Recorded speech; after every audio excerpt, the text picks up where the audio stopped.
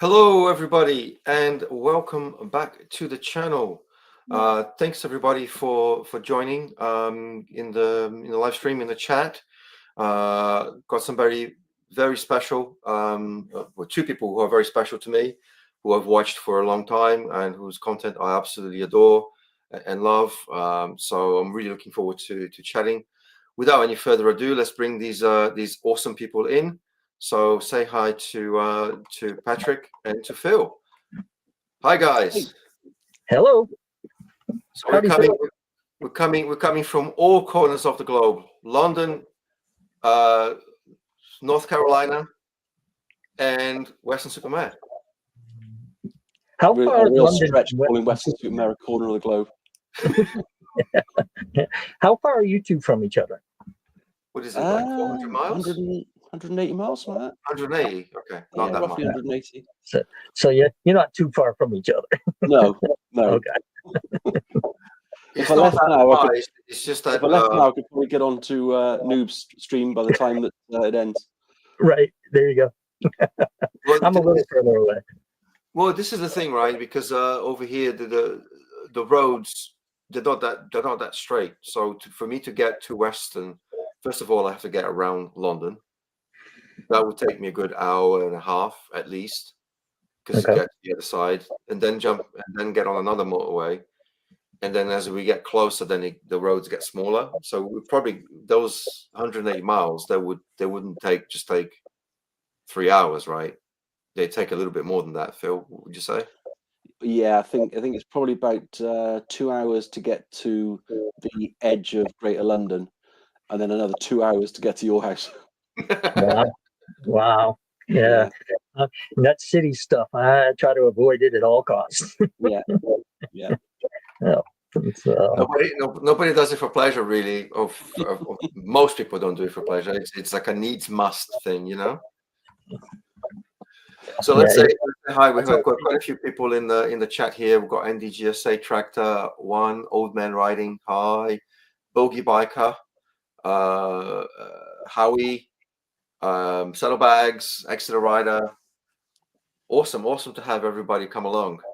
And Patrick, one Old Man Riding is Frank, and a Bogey Biker, of course, is Jack, and a couple of guys that, I like you two. I've gone back and forth, and they've been following me. I've been following them, and great guys. Frank's the one that was riding with me when I decided to lay down copper the other day. He made sure that we got lots of film. Excellent, very good. Well, you're giving away their secret identities. Right, that's true. Yeah, those two don't mind. They do it on their own channels. Okay, I'll have to make sure to check them out. Yeah, you should. Yeah, great stuff. So, Patrick, I think we kind of followed each other for a while. We followed each other's journey on the motovlogging side. But yes. I'm not sure. I'd like to think that most of the people who watch the NooBiker channel kind of watch yours as well, because there's quite similar in terms of content. Yes. But, I'm curious that how long have you been riding? What's your biking history? Okay. Well, if you want to go way back, my father bought me a mini bike when I was about 6 years old, and he at that time was a dirt bike rider. And so he had my brother and I, who were a little bit younger than I am, out there racing around on this little Honda 50. And I remember coming around the corner. We used to race around my grandparents' property. And we came around the corner one time, and my dad had set up a ramp. We didn't know it was there, because if we knew it was there, we would have freaked out. We went launched, and we had that mini bike for quite a while. And then there was a period of time when there were no bikes in the family. Mom and dad didn't want the bike there. My dad had got hurt on a motorcycle accident, and I didn't ride again until I was 20. And again, my dad had a little Honda Shadow, and he said, "Take it for a ride, see what you think." And I got on that thing, and I almost dumped it in the grass because I couldn't turn around the driveway. And when I went down this road, big wide road up in New Hampshire, And I got to the other end. I had to get off the bike and, turn it around about 12 times to get it turned around in this wide 2-lane road. And I got back and I told my wife at the time, I said, no, we're getting one. And so my first bike was a, what was it? Yamaha Virago, I think it was. A little 700, 750, something like that. And absolutely fell in love. I kept that for a very short time. And then I bought a used 85 Honda Goldwing. And I was only 20, 21 years old. And I had a Goldwing. Oh, are we talking about this? That is not the first one. I do not have any pictures of my first one. That's the 95 that I bought just before I moved to North Carolina. And that is actually one of my nieces. That picture was probably. Hang on a second. Is that the nice looking young man you bought it from? That is one. It's probably not a nice looking young man, and two, yeah, I looked like that at once. And if you look real closely, I had a mullet. That's you. That's me.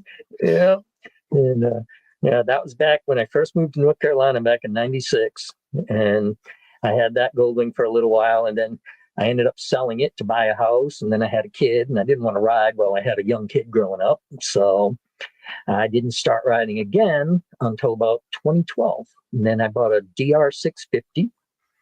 I think you have, yeah. And I put that big old gas tank on it and all that stuff, thinking I was going to go touring. And of course, the seat is a 2x4. So I did 1,800 miles in 4 days one time and said, you know what? Maybe that's not the bike for me. And so from there, I got the Suzuki V-Strom. And I think you might even have a picture of that somewhere. No, that's the Goldwing. That's Mitchell's bike. And, no, I don't think I got the V-Strom here. Oh, okay. I still have the V-Strom, and then I bought the used. I had the yellow Goldwing, which you probably don't have a picture of. Crashed it, and then I bought this one, the 2016 Goldwing. And those are the two bikes I currently own. So I've been riding forever, but I really haven't owned many bikes, and I certainly haven't owned a variety of bikes. Okay, so the Goldwings are kind of a theme. Yes. I started. My dad had an 85 or 84 Goldwing when I first got interested in motorcycles, and I just thought it was the coolest thing that he was riding this Cadillac around, this monster of a motorcycle. So I thought, well, I'd like to do that, and yeah, sure enough, I've been riding the Goldwings ever since because super sporty, super comfortable. I can do anything I want on that, except for maybe the gravel roads, and I love everything about them. And that location and that picture there is such an iconic. That's such an iconic location. I didn't think it was real because I first saw that in a movie, Close Encounters of the Third Kind. Yes. Yep. Yeah. And that was when I went on this trip to South Dakota, which the impetus for that trip came from one old man riding, Frank, get me to go and do this, but I did videos and all that. When I was in South Dakota, I realized that I was only a few hours away from that. And I'm like, well, I've got to go. And sure enough, you guys are talking about the hours of riding. Well, I get on the Goldwing. I did 3 hours of riding through some of the biggest, widest open spaces I'd ever seen to get to there. And that thing is in the middle of nowhere. I mean, there's nothing else around it other than that. So, is it really made of mashed potato? I thought about it, but I thought that'd make a good YouTube video, get some mashed potato and start putting the forks out. But no. And I'm even starting to look like Richard Dreyfuss, so I don't know. But What's it called? What's this place called? Devil's Tower in Wyoming. Oh, right, okay. Yep. And yeah, it's iconic. I don't know how much of a tourist destination it was before the movie. That was way before I even knew about these things. But it is a tourist spot now. And like I said, that's it. That's all that's there. Of course, they put up a campground and the stores and all that stuff to get into it. But you've got to want to go there if you're going to be out in that area. So, like, how far is like the latest town, the closest town or something? I honestly don't know because I went to it from South Dakota near the Black Hills, which is where Mount Rushmore is. There could be another town just on the other side of the tower that I don't know of, but from where I went, there was a whole lot of nothing. And this country, I haven't experienced a ton of it, but going out there, that was 1,700 miles west of where I live.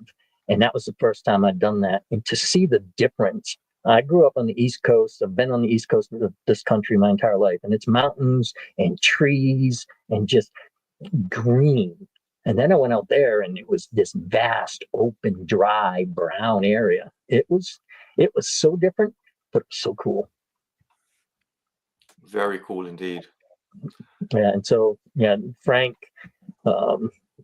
he knows more about the area. He's been going out there for a long time, and I have not. I've only been out there once so far. Planning on going again. So how far away is that place from where you live? To get to the Black Hills where Mount Rushmore is, and this is going to go to Steve's question. This is my longest ride. It was 1,700 miles from home to get to where I stayed in Custer, South Dakota, which was 3 hours shy of that Devil's Tower. So I rode 1,000 miles on the first day, rode 700 miles on the second day. The third day, I decided, well, I'm here, so let's go ride and explore the area.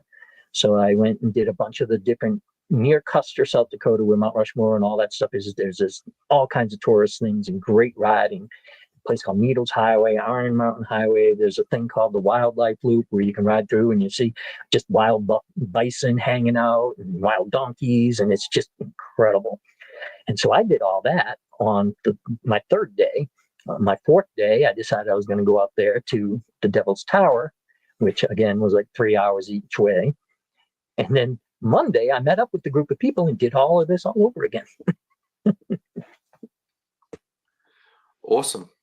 Yeah. Is that like the kind of trip you'd like to make, Phil? I know you're big sort of. I would absolutely love to tour America, whether that be on a bike or a motorhome, but it's the sort of thing I think I'm going to have to wait for retirement, because you just need the time. I wouldn't want to go and do one trip, and I've already spoken to Patrick previously about this. I'd love to do is it the Back of the Dragon road, which is something I'd love to do at some point, but you can't go over to the States and just do that one road. There are so many trips you want to do, I'd love to do Route 66 or what's left of it, but again, that's something you need 3-4 weeks to do it properly. So I'll do my short hops down to Italy and back, and that'll keep me going for a little while. There you go.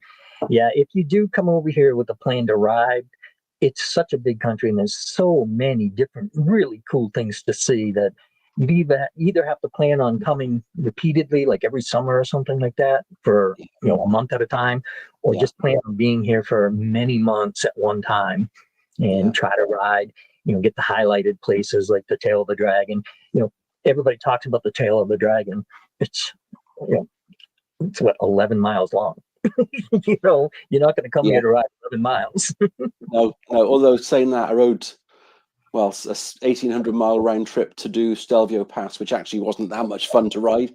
I want to say, I've done it once, and I don't want to do it again. It's more of a tick box exercise. 1,800 miles was a round trip, right? Round trip, yeah. So Patrick rode 1,000 miles in one day, which I'm sorry, that's staggering. Mind blowing. I can see why he's great. He's only 32. Look at him.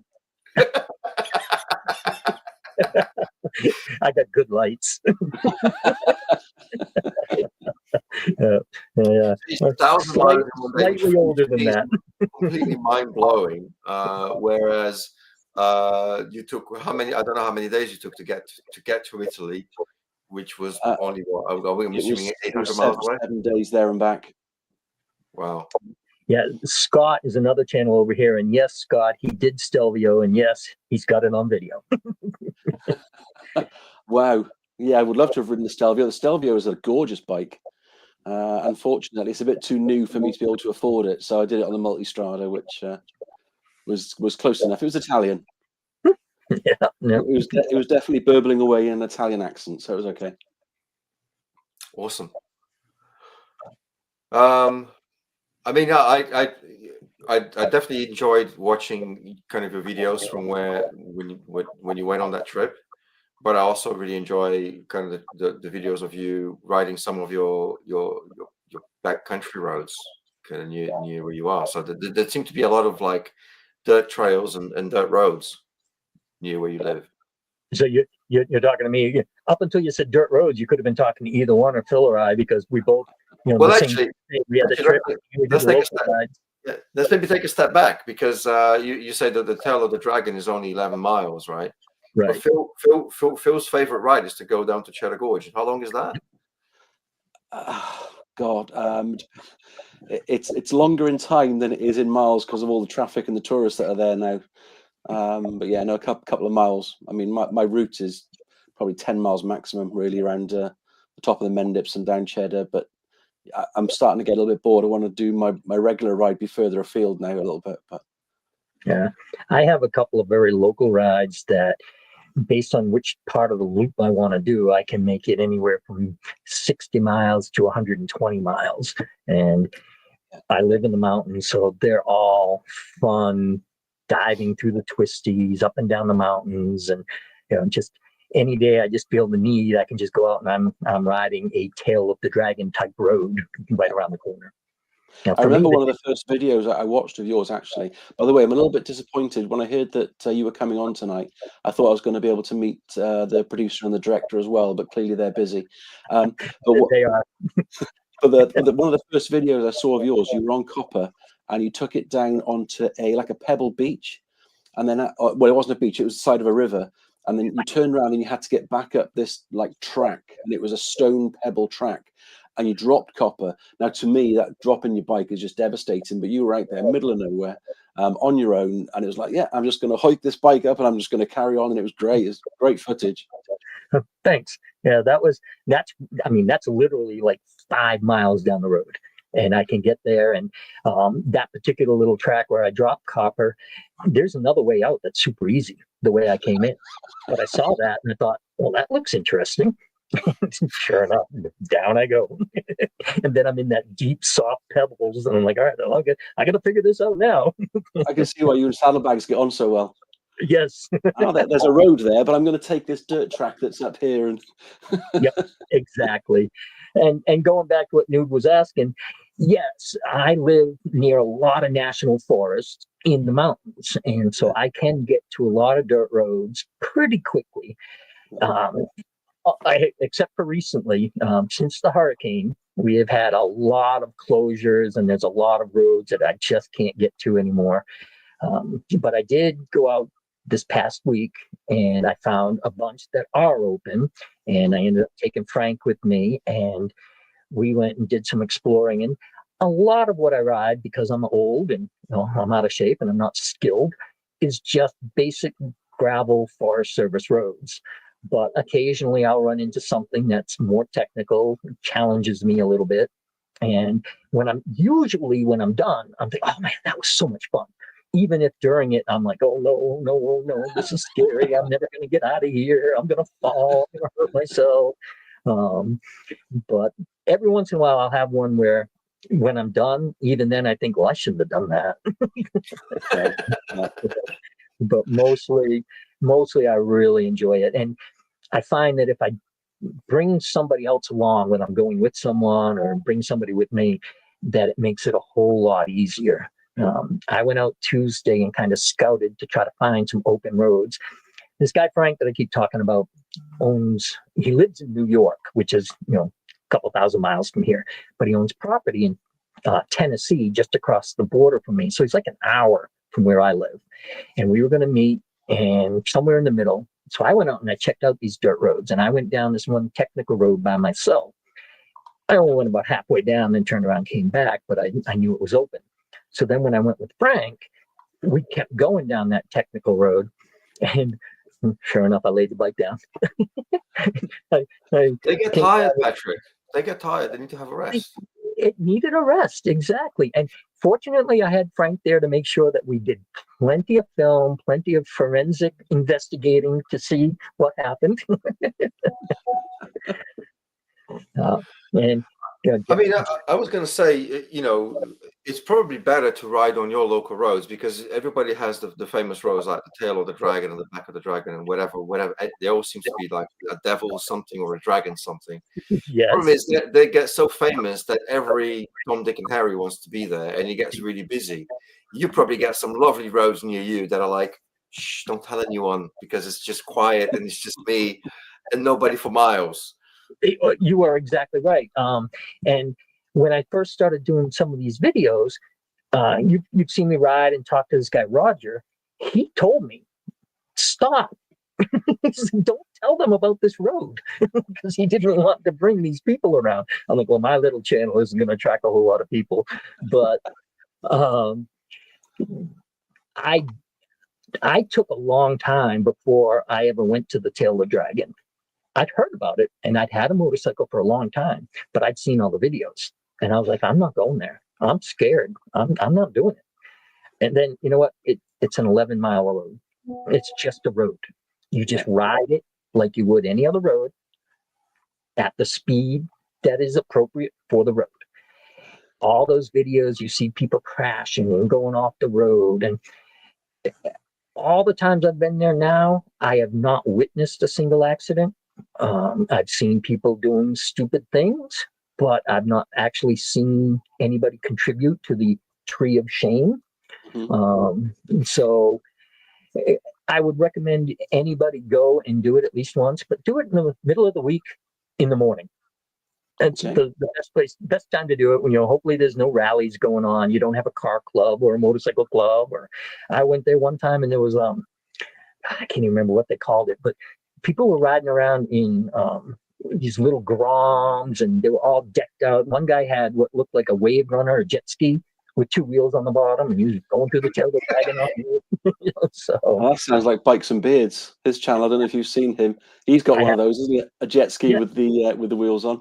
Yep. And it's the same thing, you know, and they have rallies all the time of all kinds of different events, including that, cars, from everything from the Corvettes to the Porsches to Jeeps. I don't know why the Jeeps think that's fun, but okay.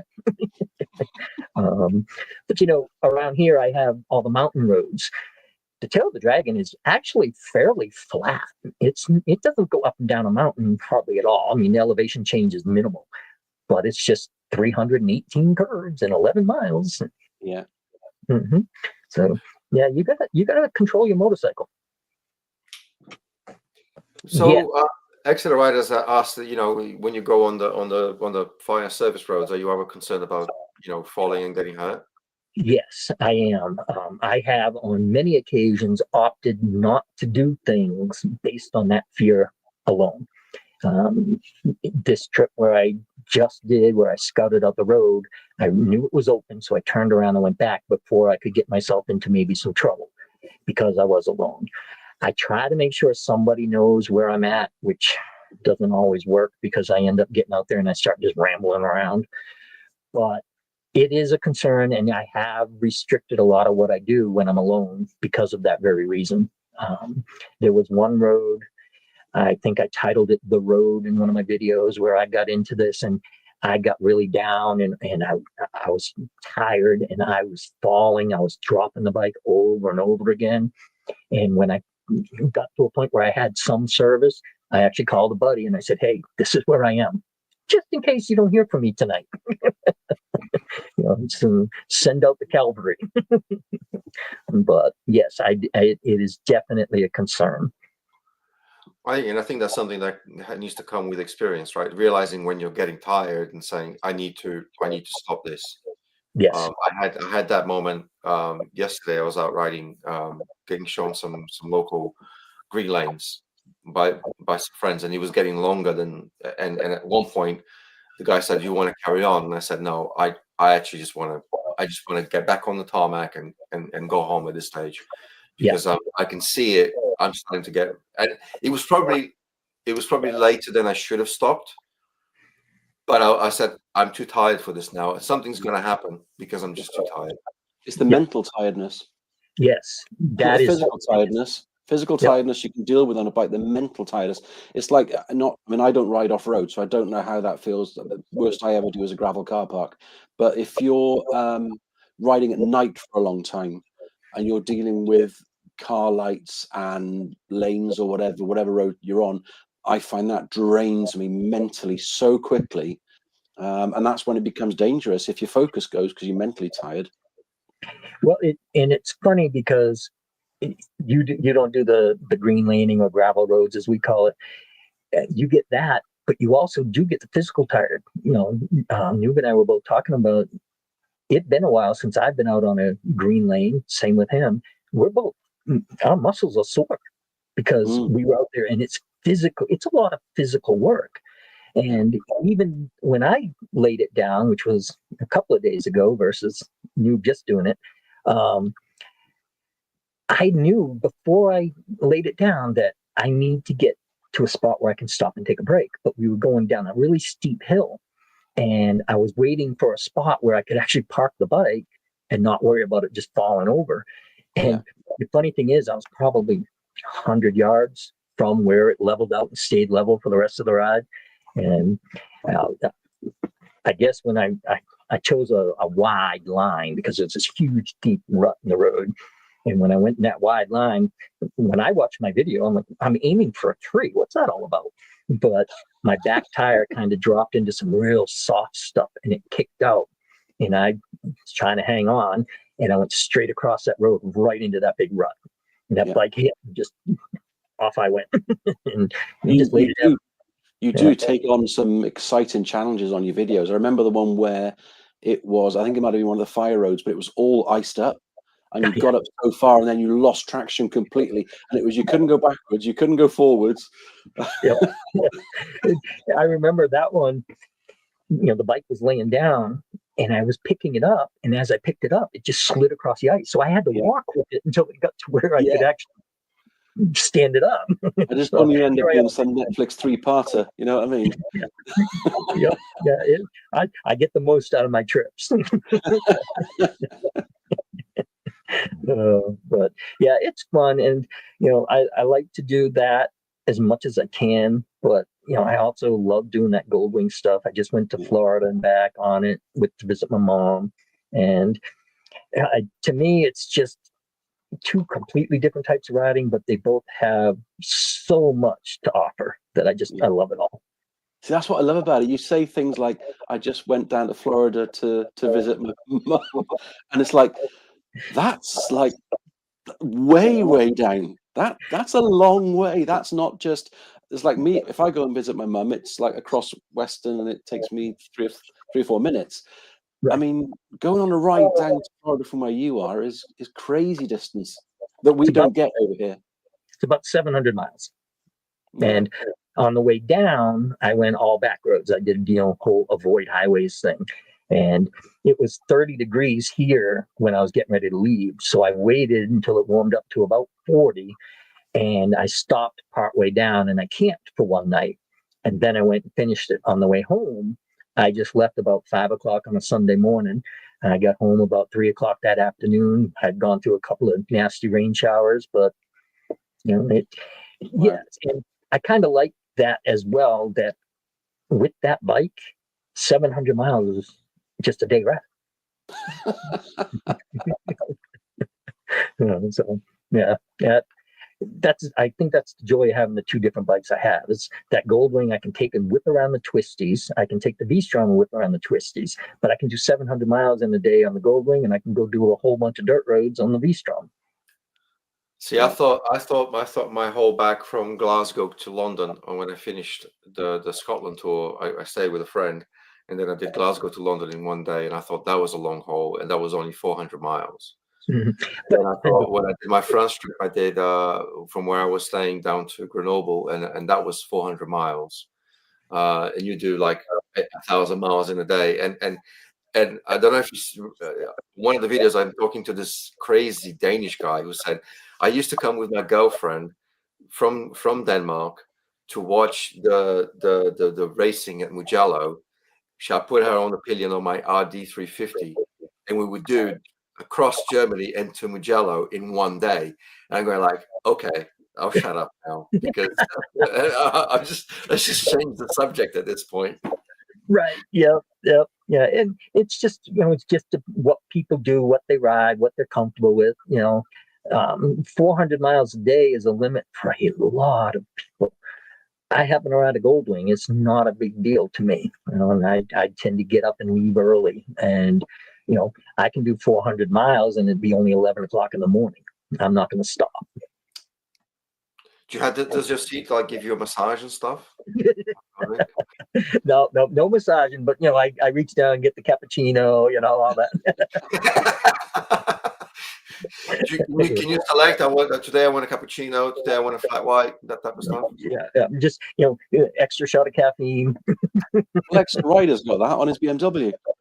There you go. Yeah. He's got his fast tube, hasn't he? It's a Starbucks. Scott's probably going to laugh at that one. Scott's Moto Adventures, he rides a BMW as well. But yeah, I do enjoy the bikes. But the great thing also that I see a lot on your channel, Patrick, is that you ride a lot with your son, with Mitchell. Yes. That's a new thing. Oh, I can't remember how many years ago it was now, not that many. He was into cars. I call him a Fast and Furious kid because he grew up watching the Fast and Furious movies. His first car, he wanted to be the big tuner, the whole bit. And of course, he can't afford all that.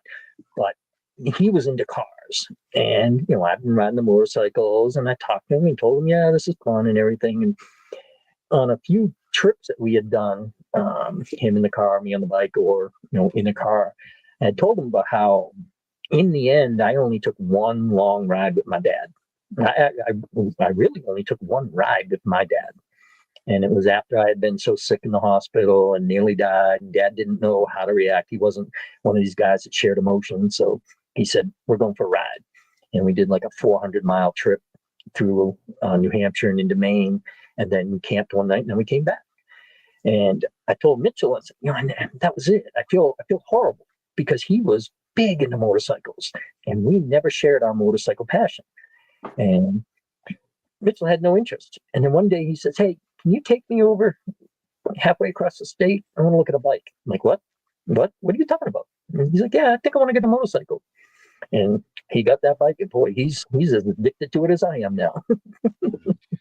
And he's just got this gorgeous bike. When I saw it, I'm like, oh my God, this bike is stunning. Absolutely that stunning. is beautiful. It is amazing. And we went over and we met the guy who Mitchell bought it off of, the guy named Chuck, and he said that I resurrected the bike, and I think he said he bought 5 of them of varying points of disarray. And he rebuilt 3 out of the 5. And he said this was the best one. And oh my God, it is absolutely gorgeous. That thing is just so nice and so ready to ride. And yeah, it is a beauty. And Mitchell made even a comment on the video, I think, that he never wanted to spend that much money on a motorcycle, but he looked at that thing and he's like, look, I can't resist. So my mom's on here. You see Diane Raymond there, Noob? Yes. That's my mom. Oh, hi. Hi, Mrs. Raymond. Hi, Diane. I was gonna ask you who you must be related. Yeah, that's Mom. Yeah, down in Florida, she's watching, and she's learning things she didn't know. Where in Florida, Patrick? She's in Newport Richey, Florida, which is like a little bit northwest of Tampa, basically on the Gulf Coast. Oh, she supports the same football team as me, then I'm sure. She's what? She supports the same football team as me. Okay. Big Bucks fan. Yeah. I'm not sure exactly which it is that she didn't know, but it might be the ride with my dad, about how, he had to go on that ride with me after I got out of the hospital because he had that fear that I was, I came very close to not making it. And I think it scared him enough to where he said, I got to do something. And that was the only way he knew how. But because of all that conversation I had with Mitchell, I think that had a lot to do with him wanting to get a motorcycle. And, he lives close. So yeah, we we have a blast. I love riding with the kid and doing things with the kid. And fortunately, we've done a few overnight trips, but not as many as we really want to. Although he's planning on this September going with me back to South Dakota. Now, on that bike, he's not doing 1,000 miles in one day. That's a great shot, by the way, with the reflection in your bike as well. Yeah, I loved that. I sent that to him. I was like, you might want to blow that up. You got both. Yeah. I must say, I mean, he's a great looking kid. It's a great looking bike. I'm very, very envious because I've got 3 sons. They're all way taller than me. None of them are into cars or into motorcycles or anything like that. You know, the only one who is my daughter, and we're currently having what I like to call a hate relationship. Yes, as a teenager. So I don't envy you having a daughter. That would scare me. Although, Phil, your daughter, is she still riding? Yeah. I mean, she's had a bit of a break over the winter because it's just one of those things where she uses it to go back and forth to work as well, and she doesn't need to because it's not that far a distance. But when she'd ride to work, she'd always take the long way around. And when I say the long way around, she would go very much the long way round. And what should be a 3-minute ride will usually take about 25 to 30 minutes. She's going to redo over here. We have to do what's called a CBT, which is compulsory bike training that you have to do before you can ride a bike, but you then ride on L plates. So she's got to redo that now in a couple of weeks' time because you only have it for 2 years. And then I think later this year she's going to look at doing a test. But she's bought a bike, which, you know, she went from the moped to buy an actual bike, a 125, and she loves it. And because she doesn't go touring any distance, she doesn't feel like she needs to upgrade to a bigger bike just yet. But yeah, she loves it. She loves it. Excellent. What's the bike, Phil? It's a Lex Moto Detroit.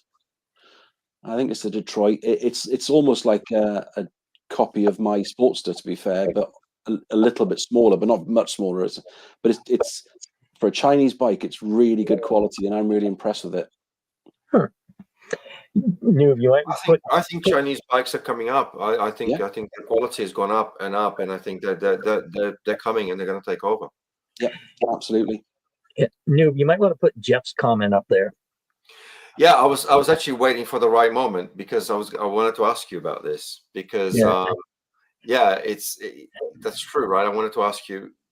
Of course, it must be nice to share that, but does it give you a little bit of a nervousness and anxiety? Absolutely, way more than I thought it would. I do. I love riding with him. I love going places with him, but I am so scared all the time that something's going to happen, especially when I'm not with him. You know, it's a fear that I don't think will ever go away. I don't care how good a rider he is. I don't care how safe a rider he is. And my mother, she's in here. She may be able to talk exactly about this subject that I'm always nervous. You know, if it's a beautiful day out and I haven't been riding, but I know he probably did, I'm checking in. Hey, everything good? You know, how was it? You know, and it is, and I'm sure, Phil, you're going to experience it as time goes on, the more she rides. Sometimes I do think it would have been a lot easier if he stuck with cars. As much as I enjoy doing this stuff with him, there is that parental fear, and it's just natural. And yeah, Jeff, don't encourage him to ride because it's just going to add to your stress level. Yeah, it's always a worry. But I've kind of drummed into her that, in my opinion, and I don't take this fact from anywhere that I've read, but in my opinion, 90% of motorcycle accidents are caused by motorcyclists.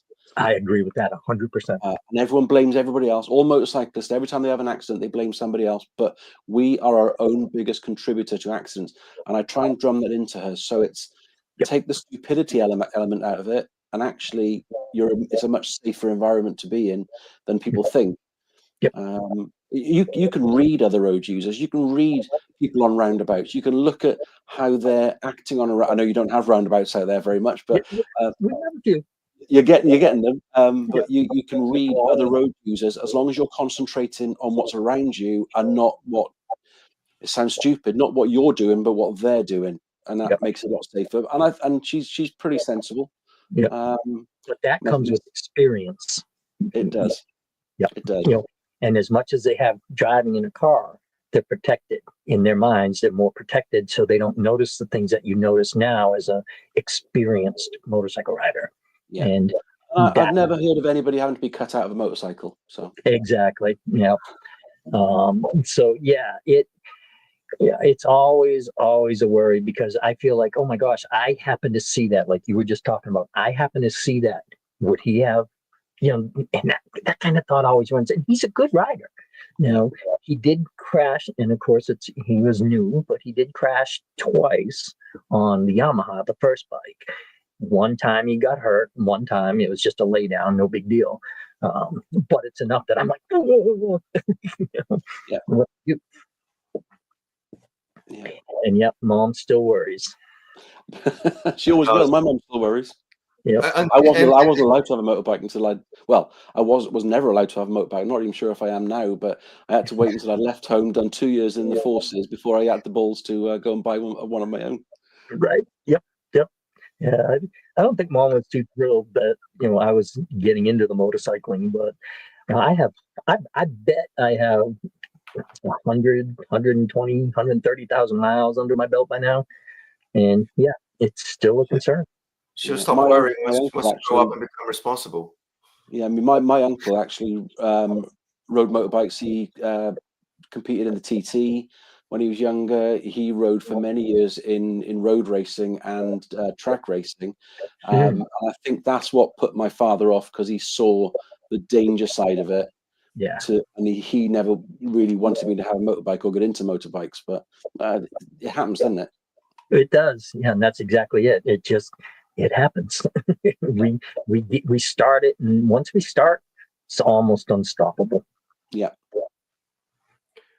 Well, talking about that, because the whole unstoppable thing, well, I think one of the big things for you recently, Patrick, has been the fact that you're now being able to take retirement, right? And so how does that affect your motorcycling activities? Obviously, on the one hand, you've got more time, but on the other, I don't know if it affects in other ways, because of the whole cost of gear and all that stuff, and the change in income. So how does that? I mean, the first year I retired, I tried not to do anything extra on the motorcycle than what I had been doing previously. I wanted to see how my finances were going to work out now that I was on a fixed income. And it took me, I did a full year of just kind of everything I normally did, and the finances were perfectly fine. So this past year, I went ahead and did several trips, and I tend to try to avoid spending nights in hotels, especially expensive hotels. When I did the South Dakota thing, instead of staying at a hotel with a bunch of the guys, hey, you had to really convince her to get in my camera. I could tell. That was hard work. But when I do motorcycle trips, because 99% of them are by myself, I try not to go overboard with what I spend. So I went out to South Dakota. I stayed in a hotel the one night on my way out, and on the way back, I took 2 nights, stayed at hotels. But while I was there, I stayed in a cabin at a campground, cheaper. The different places I've gone and traveled and stayed at hotels, the first full year of actually doing some traveling, the finance part of it was fine and no issues whatsoever. And this year, we're starting now, I plan to do even more. Hopefully this spring and summer, I'm going to be doing even more traveling. Like, I think you saw Jack said something about coming down to Texas to visit him. He's got a meetup going on in October, which I'm going to try to get to. I'm going to go to South Dakota again. There's a meetup in Virginia in July called VAM. I'm going to try to go up to do that. And yeah, I'm trying to That's funny. What you've been waiting for my publicist. I'm trying to do even more this year, and the time just makes it so much easier. I don't have to worry about scheduling vacations. I don't have to worry about, oh, I can't take that time off. The meetup that Jack is talking about there with NooBiker, last year they did it in November. And pretty much the only reason I didn't go is because I live in the mountains and we get winter. And I did not want to get down there and not be able to get home because we had snow and ice, you know. And so this year they're doing it in October. And so I think the weather will be good. I think I'm going to be able to get down and do that. Well, you see a lot of people in the US like have a motorhome where they can put the bikes inside or get a trailer. Yep, a lot of toy haulers. A lot of toy haulers.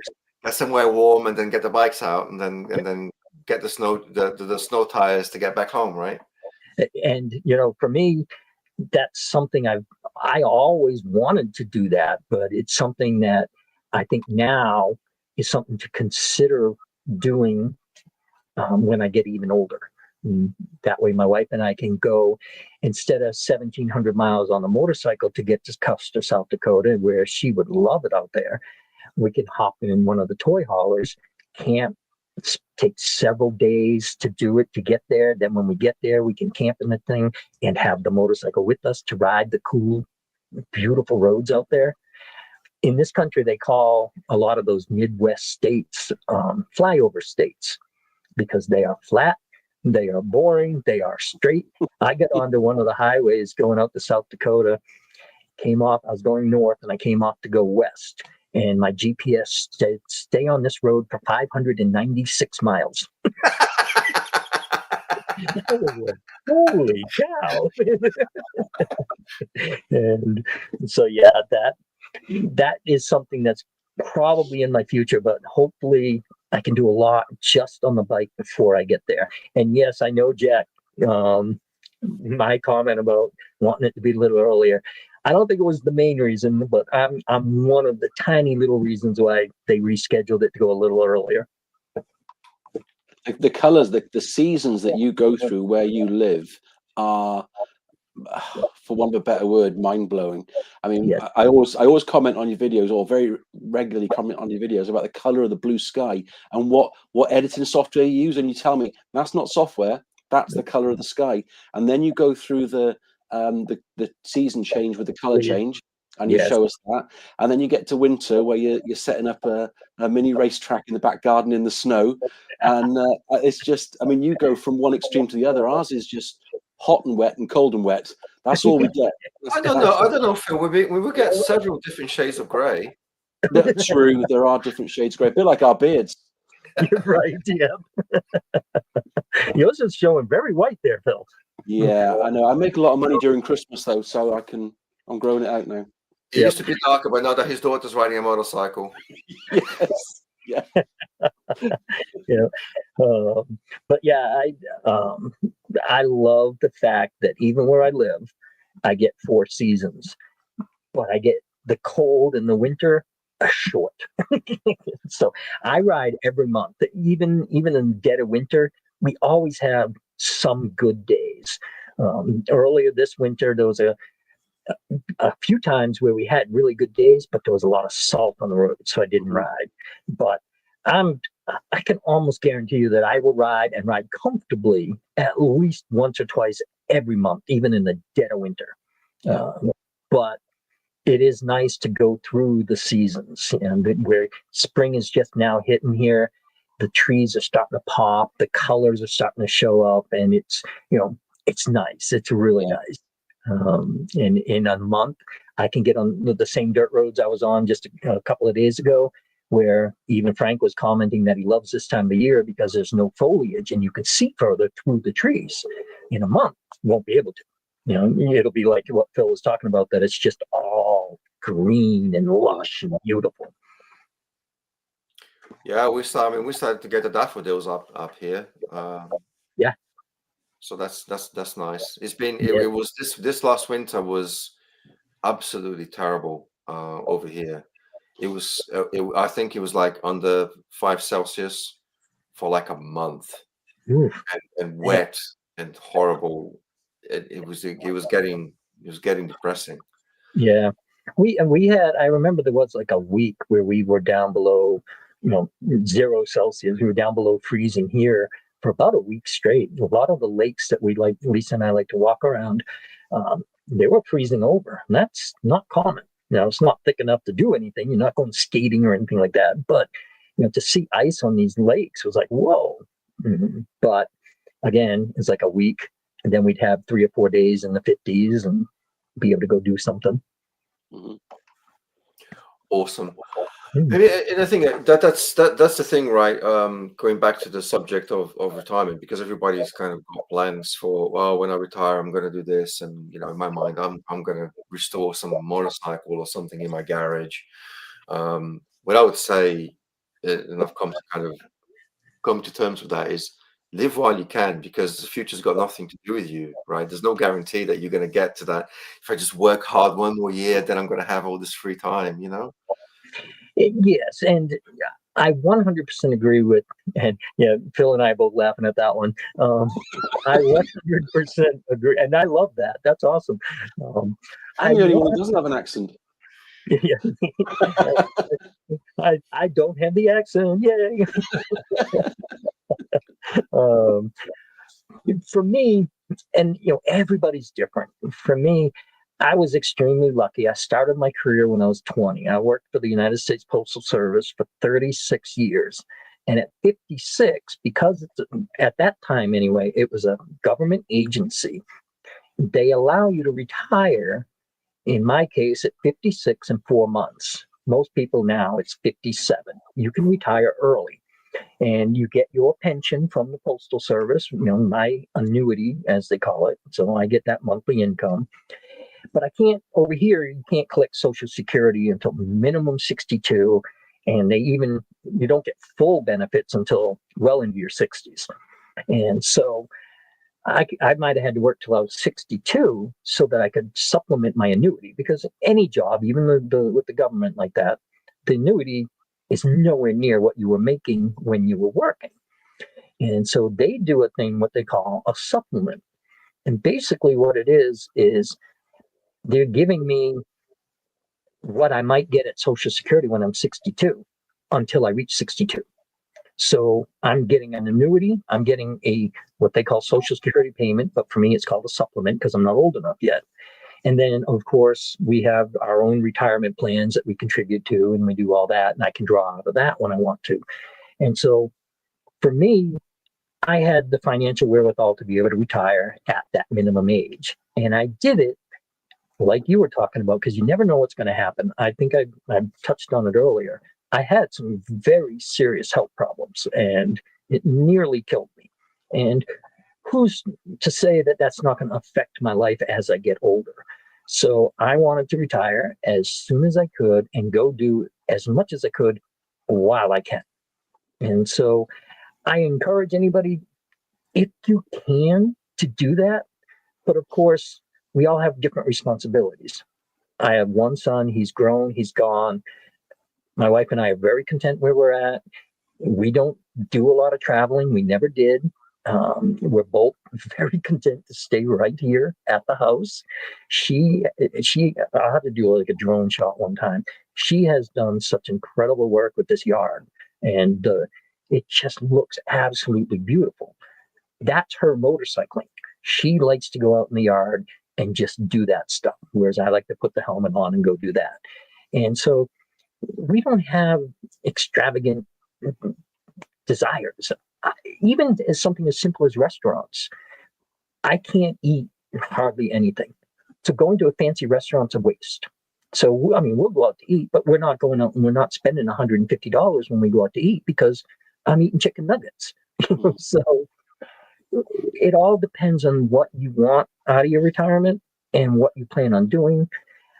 I knew that we weren't going to be spending a lot of money because we didn't do it before retirement.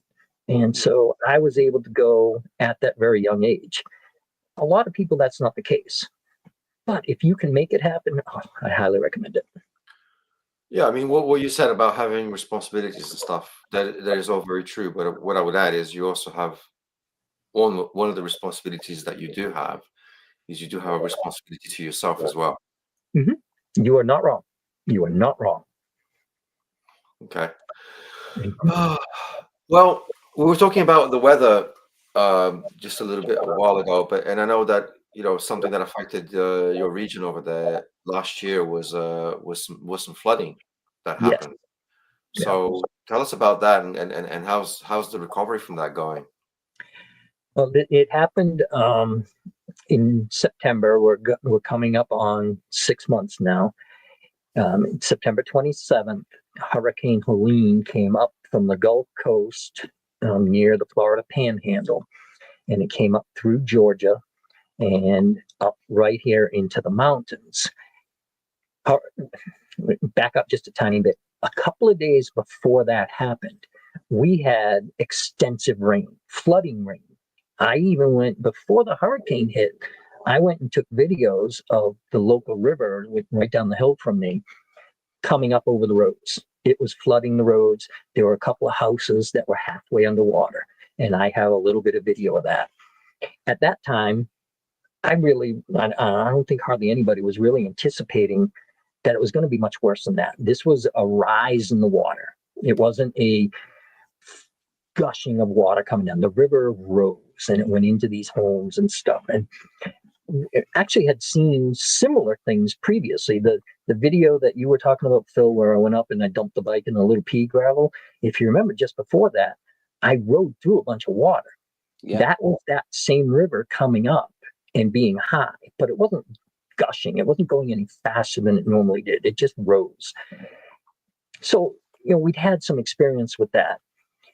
Then the hurricane came and they told us, we're going to get a lot of rain. There's going to be some wind. We're so far inland that, hurricanes get beat up before they actually get to us and really cause damage. Not the case this time. That hurricane came in and it just dumped water, and through the mountains, that water gets funneled and it gets forced down into the lowlands. And it went up higher than it's ever been, and it was moving so fast and it was so strong that it was destroying anything it hit. And it did incredible amounts of damage. We also had wind. And again, I'm in the mountains. Higher elevations, the trees were all just laid down in one direction, but not only were they laid down, they were stripped bare. I mean, it looked like a logging company went in, stripped these things, and just laid them down. These trees, and it took out the power, it took out the infrastructure, it took out the roads. Again, in these mountains, we get a lot of landslides and rock slides, and it just takes out roads. Many people were trapped, either trapped up high or trapped down in the lowlands where the flooding had come through and washed out bridges and roads. And so it was extremely devastating to the area. Me personally, no issues whatsoever. I'm a few miles from the river, but I'm immediately go uphill from the river. I'm I don't know, maybe 1,500 feet higher than the river. I'm also in an area that is fairly open. We had a lot of the wind, but I have one tree in my front yard that kind of split in half. Other than that, the wind really didn't do much here. But all around me, everywhere around us, it was just devastating. And 6 months later, still a lot of roads closed, still a lot of devastation everywhere you look, but they are making a lot of progress. There is a lot of roads, a lot of places that are showing signs of recovery, and it is encouraging. And so hopefully that trend will continue. I know there's still a whole lot of people that are suffering and need help, but there is progress being made. Now, traveling is tough. The main highway the main east to west highway down here near where I live, I-40, it goes from the coast of North Carolina all the way up to California. And between North Carolina and Tennessee, it was gone. The hurricane took it out. They only just recently opened up one lane in each direction, 35 mile an hour through that section. So the traffic, people having to go around, has been just a nightmare. And There's still, everywhere you go, you got to be careful. You come around the corner and there's tree work being done. There's road work being done. There's a lot to pay attention to. And just the other day when I was scouting for roads, I came across, and in many of my videos, I read this 209. It's called the Rattler. It's another Tail of the Dragon type road that's close to home. And I'd been on it since the hurricane, but the other day I went out there and they're working on that road now, working on debris removal. So they got the road blocked. And so you have to be super careful. I think that's what makes the platform that we use now in YouTube so important, because it's weird that you say that, and obviously I watched your videos, so I know some of these things are still going on, but as far as mainstream media goes, they've already moved on to different worries, different news stories, different topics, and it's almost like it's not a problem anymore, but it is a problem. And that's, you know, we mentioned earlier on Bikes and Beards, because he went out there, he did a lot of fundraising and took out supplies and things, and watching some of the roads, some of the roads he was trying to get down, and then having to turn around or reverse that with a trailer on the back.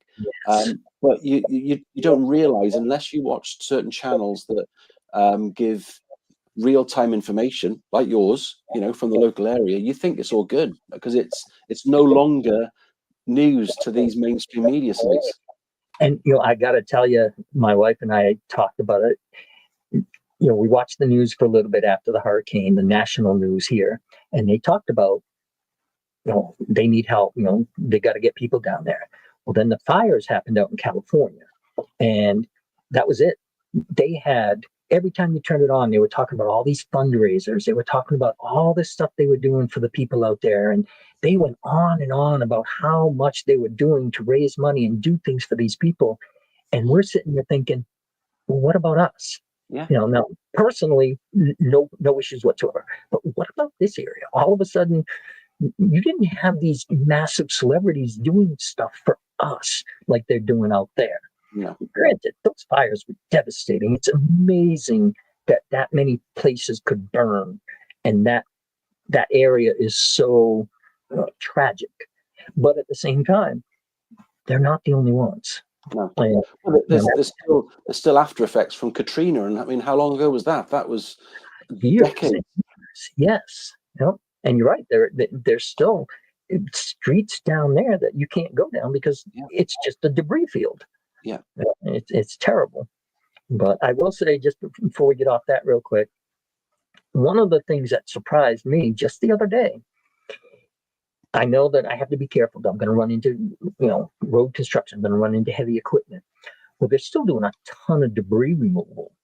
And I had gone up that little 209, came into all the traffic, and I thought, well, I'm just going to do a U-turn. I'm going to head out of here. And as I was leaving, I went around one corner, and one of those debris trucks dropped some sand, and my front tire went. Fortunately, I didn't go down or anything. My reflexes are so slow that before I could try to do something, the bike corrected itself, so I didn't ruin it. And so it actually I ended up just doing a video on it. Right after that happened, I said, you know, this is a video where I talked about the fact that, okay, you may not be on the road where the construction is happening at the moment, but there's things you need to pay attention to, including debris on the road. Yeah. And there could be sand, there could be mud, there could be all kinds of things that you're just cruising along. It's a dry day, everything's fine. You come around the corner and there's a pile of sand. Yeah. So these are things, you know, you have to pay attention to. Expect the unexpected. Yes, exactly. Very, very good. Well, guys, we're just gone over the hour mark, so Nice. I think that's kind of what we had planned. Excellent. Is there anything else that you guys wanted to talk about or ask? Or can we bring the editor and producer next time? I will see what I can do, Phil. I'll get me a good green screen. We'll make it happen. I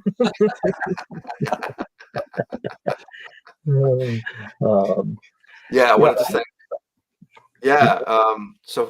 I just wanted to thank everybody who's been on the chat. Bogey Bike, Monkey Wood has actually next to the rider. Who else? Peaky Biker. Nice to see you, mate. Extra rider just asked the closing question. we had Motor Ramblings' mom. She was Yep. great. Yep. Star Yep. of the show, really. Yep. And one old man riding, Frank was in here. Yep. Now remember again, it's mid-afternoon on one of the first Sundays of spring, so a lot of the folks over here, yeah, they're out riding. We had Tazzy T there for a little while at the beginning. I hope he's still around. Yeah, it's been great. A really interesting chat.